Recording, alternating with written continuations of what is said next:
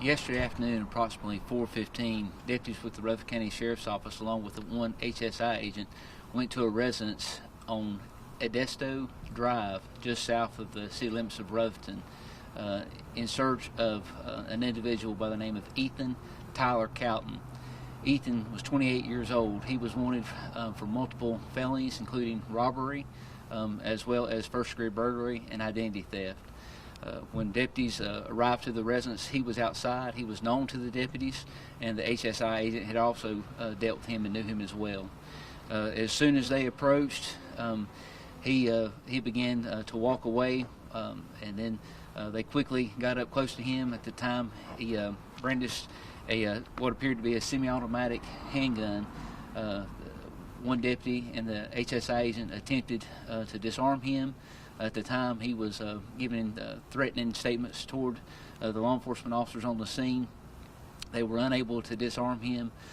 Very quickly thereafter, Deputy Sergeant Tyler Green was able to stop this horrific incident from becoming any worse with Tyler being able to shoot one round and stop him from being aggressive toward the law enforcement officer on the scene at that point.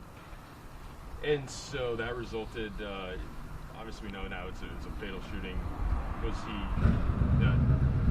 declared dead on the scene? Was he taken to the hospital? Very, very much unfortunate. He was pronounced dead on the scene. As soon as the law enforcement officers were put in that situation, they were contacting EMS to come and try to provide aid. Unfortunately, there was nothing that could be done at that time. It appeared within seconds of that gunshot, he appeared to be motionless, and there was nothing else that could be done. And I think you mentioned it's a sheriff's deputy that fired. Yes, Deputy Sergeant Tyler Green. He's a 10-year law enforcement veteran. He's been working here for over 5 years and is a sergeant with us. Getting into the suspect, you said he's known to you guys. How is he known to you guys, and what were you after for yesterday? So last October, I came to know the name Ethan Tyler Carlton because he was, Cowton, because he was involved in a first-degree burglary where he entered a home and robbed a family with a dangerous weapon. This happened in Ellenboro. It was around October the 28th. He was taken into custody, and later a true bill of indictment was filed after him after he got out of jail. Those recent warrants have been in August and September, the true bills of indictment. Again, they were for first-degree burglary as well as the armed robbery and also identity theft. While he was out of jail, in between the time that he was originally arrested for that and the time that he was indicted, he also was charged with possession of methamphetamine, and he failed to appear. So that also was a warrant that they were looking for him during that time. When I did some research on him, that was the first time I had dealt with him. He spent a little over 5 years, from 2010 to 2015, in prison for robbery with a dangerous weapon and assault with a deadly weapon inflicting serious injury. So he is no stranger to the system. However, I was not aware of him. When you have someone who's wanted for things like assault on a deadly weapon or has a past with things like that, how does that change the response when you're looking for them and you're approaching them? We serve a lot of warrants at the Sheriff's Office, but knowing these type of warrants, obviously we did have 3 law enforcement officers that were there at the scene originally. We did not expect this kind of violence. We had no idea what was on his mind. It's my understanding that this is not how he normally acted toward law enforcement officers, so there was surprise there. But when he pulled out that firearm and I was able to see his empty holster when I got on the scene, I was one of the first law enforcement officers to respond after the initial incident occurred.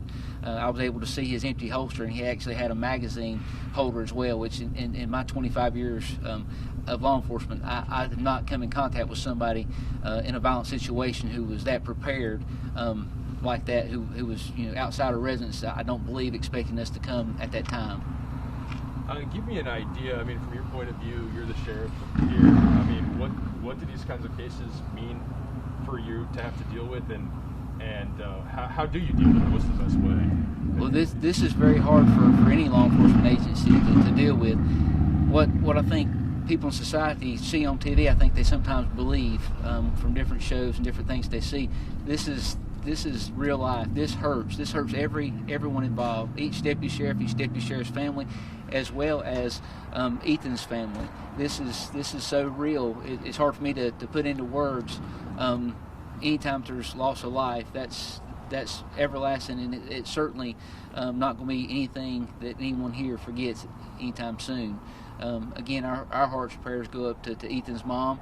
I've spoken to several deputy sheriffs who have known her and knew him. She lives in an adjoining county, but they say nothing but good things about her, and we know she's grieving, and that's hard as well. It's also hard for those deputies going home to their families and having to deal with the emotions that surround such a tragic event. And I think I know the answer to this one. I think we already know, but any injuries to any other individuals in this incident?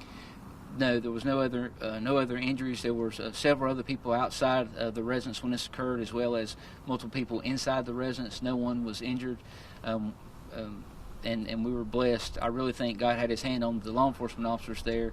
The quick training, when somebody quickly pulls out a firearm and there's a struggle for that gun, it could have went off at any time, and he was making statements that led the officers to believe that he was going to do them harm and not going to go back to jail or prison. Again, like I had said, he's spent over 5 years at one time and more time in prison since then for other crimes that he had committed. I don't know what he got in his mind, but I don't think he wanted to go back to prison. He had it in his mind that he did not, and he was going to appear to do anything so he would not go in. You mentioned other people at the residence. Was this a family residence of his, or are you allowed to even say? Again, once this incident occurred, I immediately contacted the SBI to do the investigation. While I was on the scene, I did speak to several folks. It appeared that this was not his residence. I have not talked to the deputies about if they knew specifically where he'd been staying. These warrants have been out since August and September, so he's been evading arrest. We've been looking for him. I don't know that he had a particular place that he stayed a lot of time, but it's my understanding, just the brief conversation I had with the folks at this residence, that this was not his permanent residence. He was there. He was outside when the officers arrived, and again, those officers knew him personally and knew exactly who he was, and he also knew them. And when identified as law enforcement officers, even before then, he was taken off and then quickly was assaulted toward the end. You kind of already started talking about this. From here, the SBI takes over, right? Yes, the SBI will continue to conduct this investigation. They'll work with the district attorney's office, and they'll come to a conclusion and let us know what that is. Until that time, the officers that work for me are on administrative leave. Just want to make sure that we take care of them.